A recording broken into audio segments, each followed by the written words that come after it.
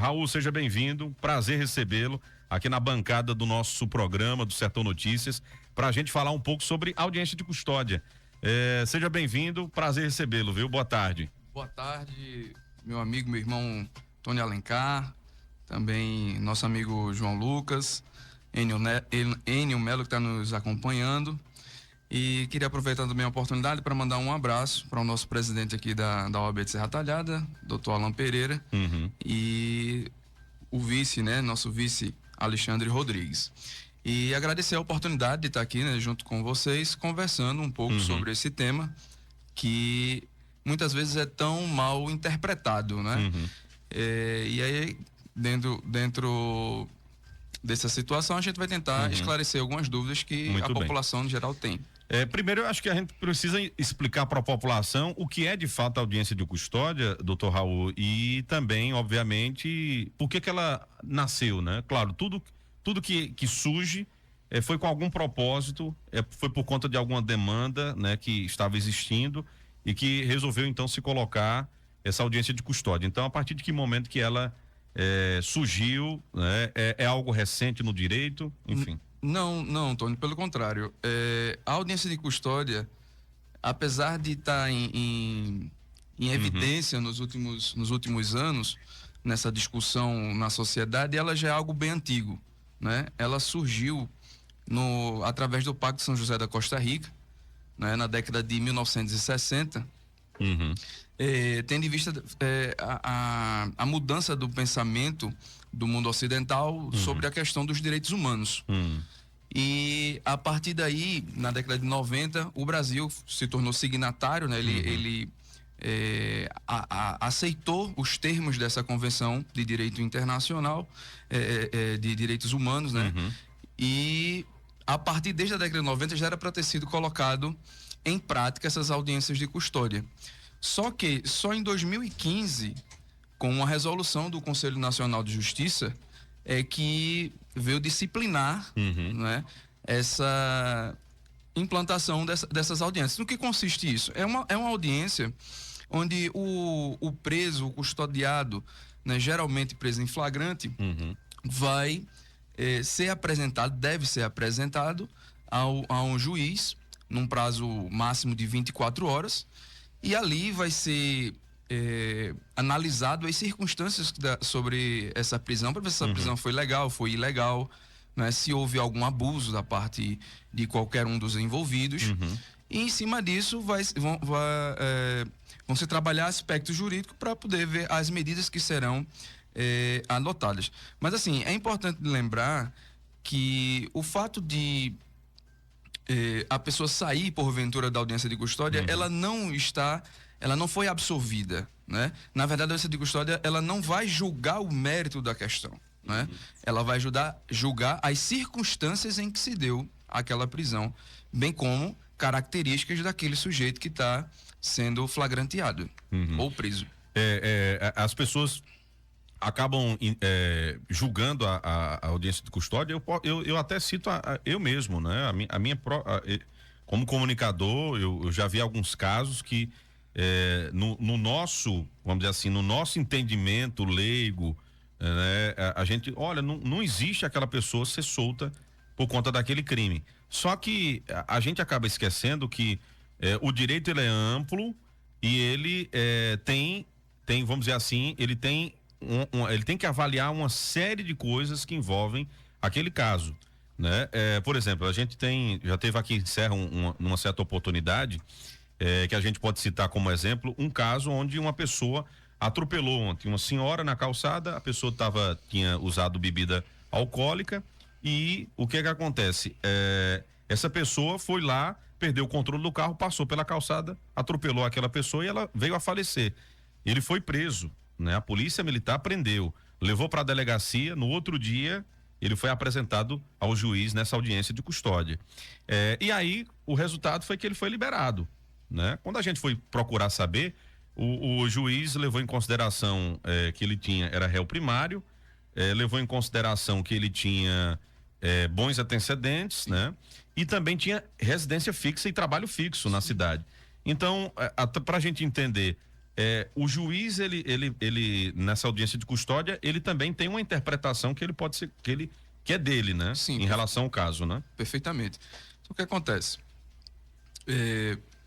Quando o suspeito, né? Porque a gente tem que entender também um pouco sobre o processo penal, para entender onde essa audiência de custódia ela vai se encaixar, né? Primeiro, o sujeito ele é preso, né? Vai lavrado auto de prisão em flagrante, é encaminhado até o judiciário para audiência de custódia.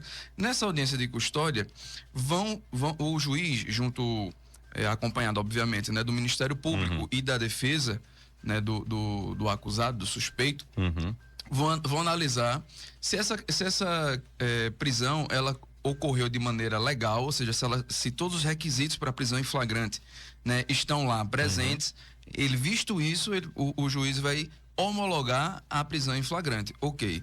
Se não, se tiver algum vício essa prisão, se tiver algum vício jurídico, o juiz vai relaxar essa prisão, vai dizer que essa prisão foi ilegal e vai remeter o auto de prisão em flagrante para a autoridade policial e vai arquivar ali aquele procedimento, tendo em vista a prisão ter ocorrido de maneira ilegal. Mas isso é raro de acontecer, porque para se caracterizar essa prisão, o delegado, que é a autoridade policial, entende muito do direito também, obviamente já fez esse crivo, né? Então o que ocorre na prática é que as prisões em flagrante são homologadas pelo juiz e aí passa para uma segunda fase, que é analisar se aquele sujeito que foi preso tem condições ou não de responder aquele processo em liberdade. Né? Essa que é a questão. E até fazendo um adendo que eu acabei esquecendo de colocar aqui na minha indagação, é de que mesmo você cometeu um crime, né? Foi liberado na audiência de custódia. Aquilo não quer dizer que você se livrou, né, de responder aquele caso. De forma nenhuma. Você vai estar em liberdade, mas vai estar respondendo quando a justiça lhe chamar, pode colocar algumas exigências também, né? Exatamente, são medidas cautelares diversas da prisão. Né? Dentre elas, a mais comum é o monitoramento eletrônico, né? Que o pessoal chama da tornozeleira eletrônica. Isso. Né? E não só isso, pode ser colocado mais de uma medida cautelar diversa da prisão, como, por exemplo, o horário do sujeito estar em casa, por exemplo, se não pode sair depois das 20 horas, né?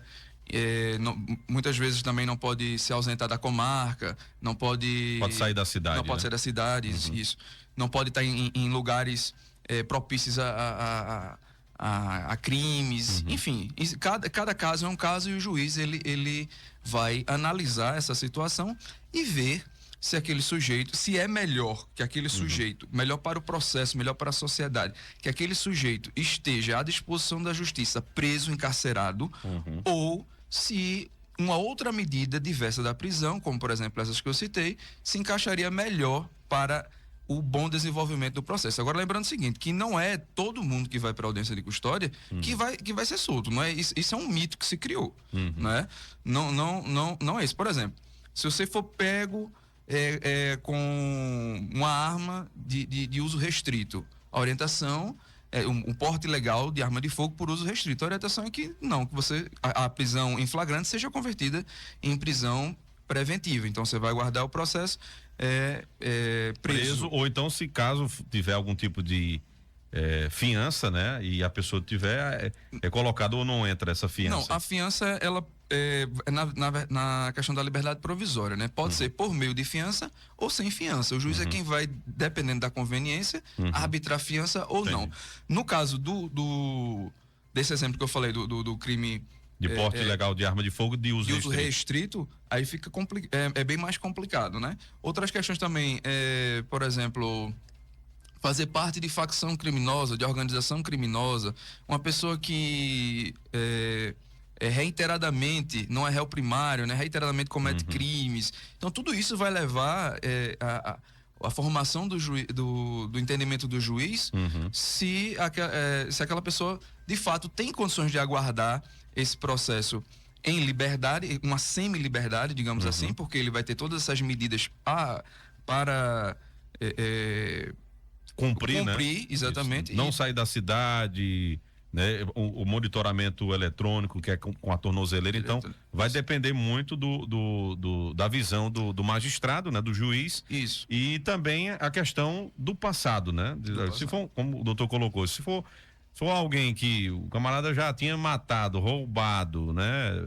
Pintado o diabo a quatro, como a gente costuma dizer aqui no popular, então o juiz vai dizer, esse camarada não tem condições de responder esse processo em liberdade. Provavelmente. Né? Ele provavelmente pode inclusive ocultar, até dificultar até a investigação que vai acontecer adiante da polícia, né? E sim, e lembrando o seguinte, que o fato dele estar respondendo suponhamos, né, que nesse caso o acusado ele esteja com a liberdade provisória, foi deferida a liberdade provisória.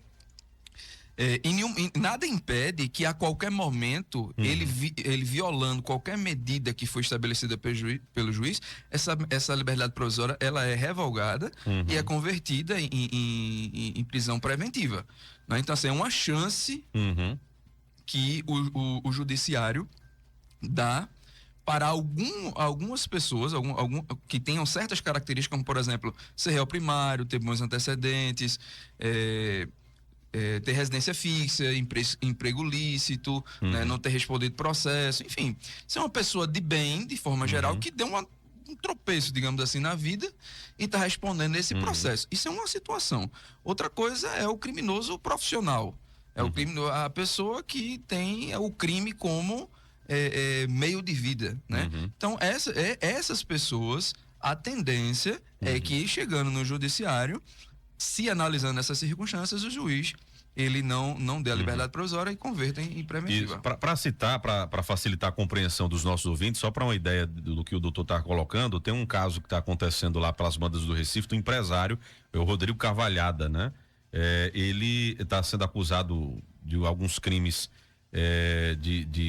por algumas mulheres, e ele estava respondendo, ele foi preso, depois está respondendo em liberdade. Só que o juiz novamente mandou prendê-lo porque ele entrou em contato com uma das vítimas, com familiares das vítimas. Ou seja, ele tinha uma medida cautelar, né, que é uma medida que foi colocada pelo juiz, que ele não poderia se aproximar de nenhuma das pessoas que estavam o acusando.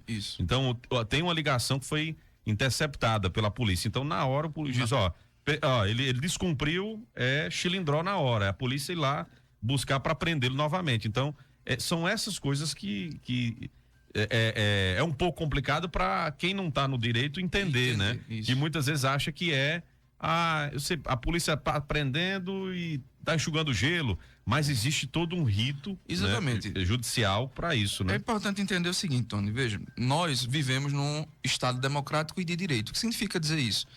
Que vivemos de acordo com a legislação do nosso país, que surgiu por meio de um processo democrático, pelo menos em tese é para ser assim.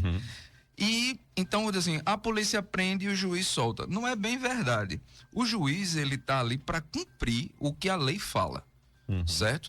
Então, se a lei diz que o determinado sujeito tem esses direitos, tais direitos, então o juiz, ele tem a obrigação de reconhecer esses direitos, né? Então, por exemplo, se a pessoa não pode ser condenada com uma pena menor do que a prevista na legislação, nem também uma pena maior do que a prevista na legislação. A gente tem a nossa Constituição Federal, ela é conhecida como uma Constituição garantista, ou seja, porque ela atribui muitas garantias, né? A presunção de inocência, o devido processo legal, né?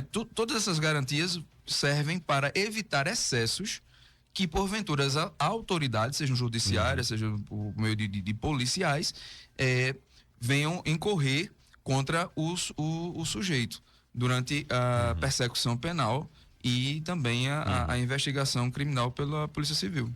Muito bem. É interessante, gente, quem está nos ouvindo agora, muitas vezes tem alguns termos jurídicos, né, que você já ouviu, mas às vezes não entende. Por exemplo, tem um tal de um trânsito em julgado, a presunção de inocência. E aí vou aproveitar aqui o doutor Raul para ele poder explicar para a gente. A Constituição prevê isso, a presunção da inocência. O que isso que seria dizer em grosso modo, né? O que seria, então, esse termo jurídico, né? A presunção de inocência, ela é basicamente, como o nome fala, presumir dar o benefício da dúvida para a pessoa que está respondendo o processo. Então, até que exista uma sentença penal, que tenha provas de que aquela pessoa realmente cometeu aquele crime, que não reste dúvida nenhuma, depois de ter recorrido e perdido em todas as instâncias que recorreu, aí sim o fechamento da visão de culpabilidade daquela pessoa, e aí ela passa a ser uma pessoa condenada, e aí automaticamente ela é culpada. Então, enquanto não tiver isso, aí existe essa presunção de inocência. Então ainda tem dúvida. Por exemplo, você acusa alguém, tá lá respondendo por um crime, por um roubo, até então que ainda não chegou provas que comprove realmente que ele é o ladrão da história. Aí então você tem que ter a presunção da inocência, ou seja, você ainda tem que duvidar realmente será que ele é, será que ele não é? Porque o que acontecia, Tony, antigamente, tudo isso que a gente está falando não existia, né? Era tipo arbitrariedade. Por exemplo, eu me lembro de uma situação que um religioso lá no interior me falou que nos primeiros missionários que chegaram nesse determinado estado, missionários evangélicos, até americanos inclusive, no início da década de 20, 1920, 1919, enfim, aí ele estava pregando lá e de repente chegou 2 soldados da polícia militar e disse: você está preso. Ele disse: mas por quê? Ele disse: não, porque o bispo mandou ele prender. Então, tipo assim, não existia, era tipo, fazia como se queria fazer, não se seguia o devido processo legal, não tinha os requisitos. Então, para evitar essas arbitrariedades. Outra coisa, o pessoal, muita gente fala assim: mas o policial ele só se ferra, né? Ele só se prejudica com a questão da audiência de custódia. Não é bem verdade. Existe o POP, né? Que é o procedimento operacional padrão, né? Que as polícias elas têm, disciplinando como os policiais devem agir mediante cada situação. Então, se o policial segue de maneira técnica, como aprendeu, todo o procedimento, ele não vai ter problema, porque ele está amparado pela lei, não é? O policial não tem que levar tiro e não revidar, isso não existe. Ele tem direito à legítima defesa. Isso. Você está entendendo? Agora, o que se tem que tomar cuidado são com os excessos, né? Quando você extrapola o seu direito, obviamente você vai estar infringindo o direito de outro, e é justamente aí onde as autoridades devem fiscalizar, para que não aconteça, e é aí onde entra o contexto da audiência de custódia. Muito bem. Olha, tem um ouvinte dizendo: boa tarde, Tony, muito interessante essa entrevista, parabéns, é Neide, né? Tá lá em São Paulo acompanhando a gente. Um ouvinte colocou: boa tarde, Tony, essas pessoas só ficam livres porque o acontecido não foi com um familiar do juiz. É o que eu falei, né? As pessoas têm um ranço, né? Com essa questão de audiência de custódia, né? Que acha que é o juiz que não tá, né? O juiz que não tá levando em consideração e tá, como é que eu posso dizer? Tá deixando livre, né, uma pessoa assassina, mas é isso que a gente tá colocando. O que hoje a gente tá aproveitando para trazer hoje é de que, de fato, o que é a audiência de custódia e de que maneira o juiz interpreta, né? Ele vai interpretar, né? Só uma observação na colocação do ouvinte. Tecnicamente, se um juiz ele não pode julgar, certo? Um juiz ele não pode julgar um caso que esteja envolvendo alguém da família dele ou alguém próximo dele, porque ele deixa de ser um juiz imparcial, né?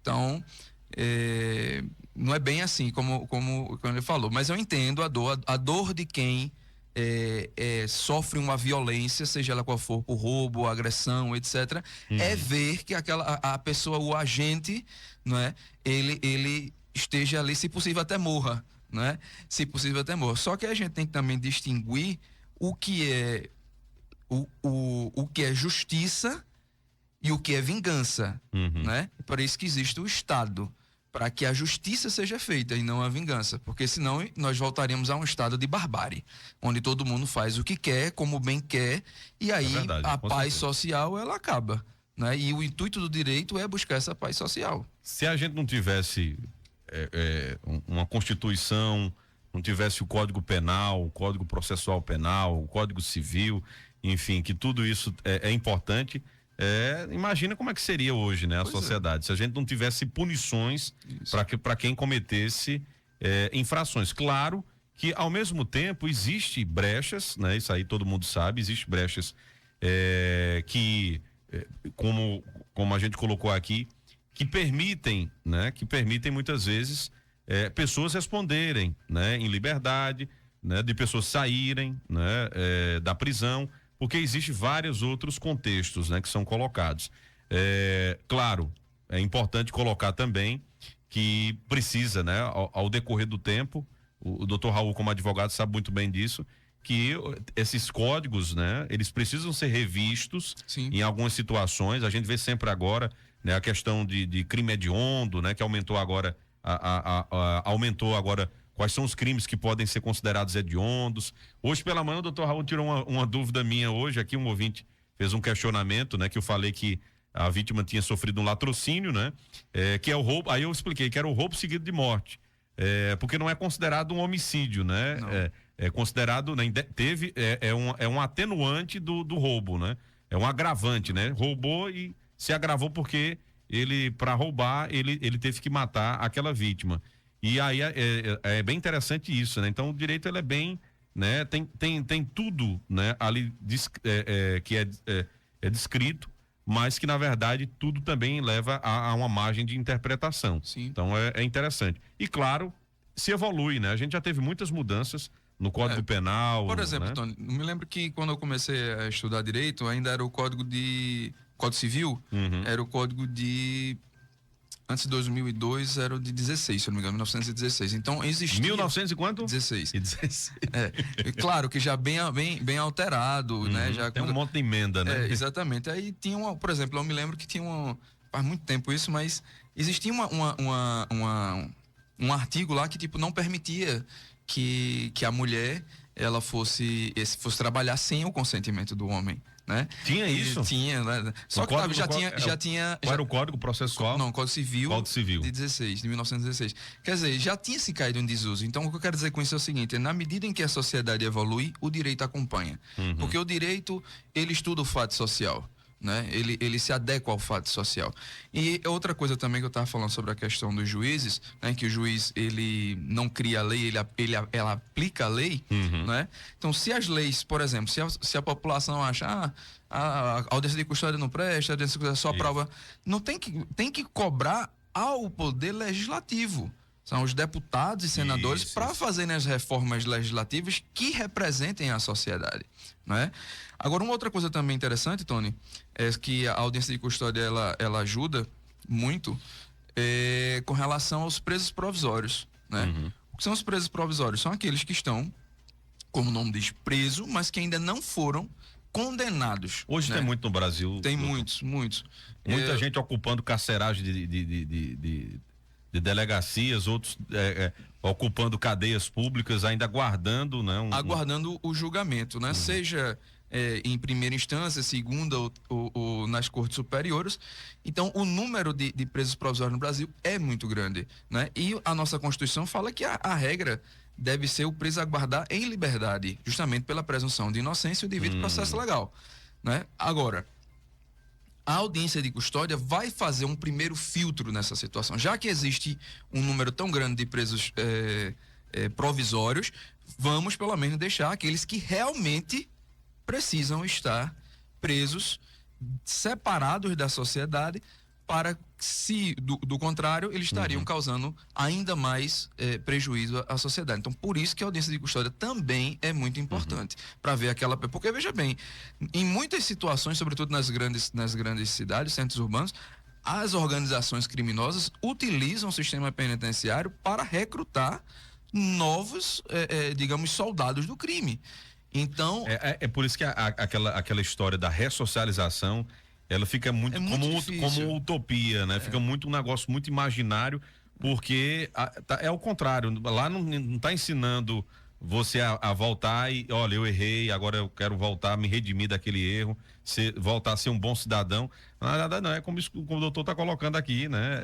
Infelizmente virou lugar para recrutação de Então, criminosos, né? Então, a audiência de custódia, ela vai justamente ser um desses filtros, né? O primeiro filtro. Não, essa pessoa aqui supostamente cometeu esse crime, certo? Mas não tem uma personalidade criminosa, ela não tem um intuito criminoso.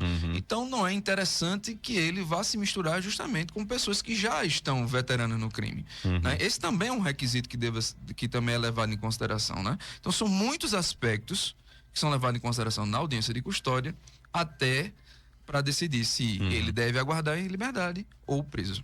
Eu tenho uma dúvida também, aproveitando, tô gostando do bate-papo aqui, viu? O negócio é bom demais, viu? Passando o tempo.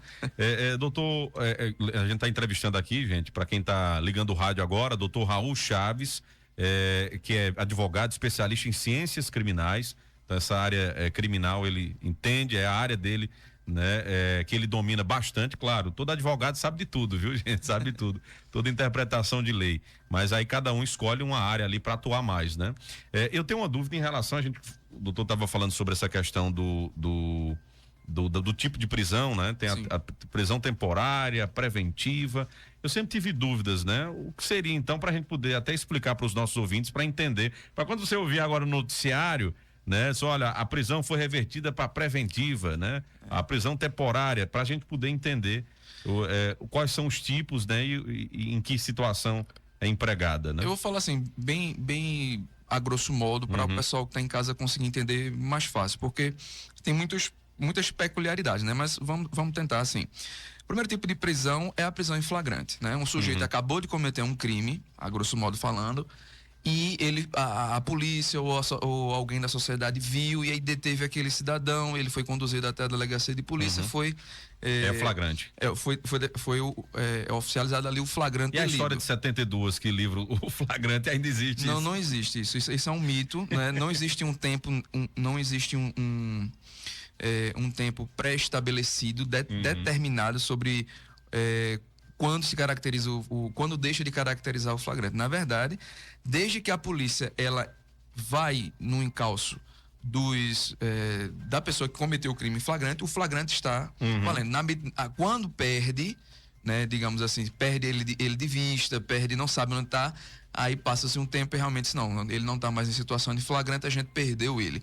Mas enquanto a polícia sabe do crime que acabou de acontecer, está em situação de flagrância e ela está em busca, ela está em diligência, pode demorar um dia, 2 ou 3. Isso tem acontecido muito, inclusive, naqueles crimes de domínio de cidades, né, que o pessoal chama de novo cangaço.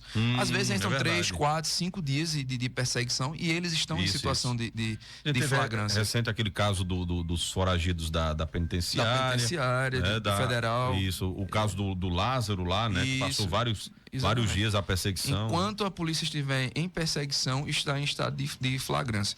Esse é o primeiro tipo de prisão, né? O segundo é a prisão temporária. Basicamente, a prisão temporária ela é pedida pelo delegado de polícia, que é a autoridade policial, para resguardar a instrução do inquérito policial, que é essa fase de investigação que está sobre o domínio da Polícia Civil, né? Ainda não tem um processo, a ação penal propriamente dita, aí pede-se a ação temporária, como o nome fala, ela é temporária, ela tem um tempo determinado, né? Cada crime, né, se for crime de homicídio, vai ter um tempo e o crime comum também vai ter outro tempo. E, no caso, o terceiro tipo de prisão é a prisão preventiva, né? Então, essa prisão preventiva, como o nome fala, ela pode ser decretada a qualquer momento. Como eu falei, por exemplo, você foi concedida a liberdade provisória, né? E aí você quebrou uma das medidas cautelares. Então, é decretada a prisão preventiva. E qual é o tempo dessa prisão? Não tem um tempo certo. É o tempo em que houver a conveniência da instrução daquele processo. Geralmente, hoje em dia, o STF ele entendeu que a cada 90 dias, pelo menos, deve ser revista a necessidade de manutenção ou não dessa prisão preventiva, né? E aí, se o juiz responsável entender que é necessário permanecer, ele vai fundamentar e vai renovar essa prisão por mais 90 dias e assim sucessivamente, quanto houver o decorrer da ação penal. Agora, e existe o quarto tipo de prisão, que é o cumprimento de sentença, né? Então, passou todo o processo de investigação, passou todo o processo, a ação penal, do processo de produção de provas, o julgamento, os recursos, a ação transitou em julgado, ou seja, não cabe mais recurso, aí entra o cumprimento de sentença. Aí ele passa a ser a estar na parte de execução penal. Aí ele já é, de fato, agora sim, culpado e está cumprindo a pena que foi imputada a ele. Então, nessa fase de execução penal. Então, é interessante também perguntar aqui o seguinte: quando o preso é levado para o presídio, né? Somente quando é julgado e condenado, é o famoso trânsito em julgado, é? Esse aqui não. É assim, isso é uma organização do sistema penitenciário, né? Uma organização do sistema penitenciário. Por exemplo, aqui em Serra Talhada tem a cadeia pública, né? Então são pessoas que estão, ou geralmente eles são presos provisórios, né? E que não têm um grau de periculosidade, né? Então não tem tanto risco de fuga. Então é conveniente que fique aqui na carceragem. Agora, quando esses presos, eles têm um certo grau de periculosidade e requer uma segurança maior, tanto para eles, né, porque existe às vezes rixa dentro do sistema carcerário, né, sistema penitenciário, entre alguns indivíduos que estão dentro do próprio sistema. Então, mediante a conveniência, na conveniência do sistema penitenciário, ele pode ser remanejado para um presídio. Um lugar com maior segurança, maior né? segurança, exatamente. Basicamente isso. Muito bem. Doutor Raul Chaves, muito obrigado, né, por esse bate-papo, né? Muito bom, acho que a gente tirou muitas lições aqui, muito conhecimento, né? Principalmente a gente sempre fala de outras áreas, né? Jurídicas aqui, mas a penal, né? A criminal, melhor dizendo, ela acaba ficando muito pro segundo plano, né? As pessoas não querem muito falar de homicídio, não querem falar sobre, né, prisões e tudo mais, mas é bem interessante. A gente pegou o mote aqui da audiência de custódia que acabou, né, trazendo todos esses outros assuntos importantes também aqui no nosso programa. Eu queria lhe agradecer pela vinda. Eu que agradeço, Tony. Eu queria só, por último aqui, compartilhar de um pensamento que às vezes também é mal interpretado pela sociedade, é que o advogado criminalista, ele defende bandido, né? Então, não é verdade isso, né? O advogado criminalista, ele defende o direito. O direito que aquela pessoa tem, né? Então, essa que é a grande questão, que muitas vezes as pessoas não entendem. Pensa que é um advogado de bandido e tal, e às vezes até fica com raiva do advogado, né? Porque está fazendo cumprir a lei, né? O Ministério Público vai ter a visão dele, uma visão acusatória, ou não. Muitas vezes o Ministério Público também pede a absolvição do réu, né? Ou mesmo pede a liberdade provisória, porque vê que pode. E o advogado, ele vai estar ali também fiscalizando os direitos do seu cliente. Então, ele não está para defender o bandido, mas sim resguardar os direitos que todo cidadão tem. Muito bem, coisa boa. Doutor Raul, muito obrigado, né? Eu estava vendo, tem conteúdo aí que ele coloca lá no Instagram dele também, viu, gente? Então, aproveite lá para conhecer mais um pouco aqui do doutor Raul. Qual é a rede social lá, doutor Raul, o Instagram? @raulchaves.adv. Se tiver qualquer dúvida, podem mandar lá que a gente, na medida do possível, responde. Muito bem. Tá, muito obrigado, Tony, por esse espaço, tá certo? E estamos à disposição. Qualquer coisa, muito bem. manda as ordens. Muito bem. Obrigado, meu irmão.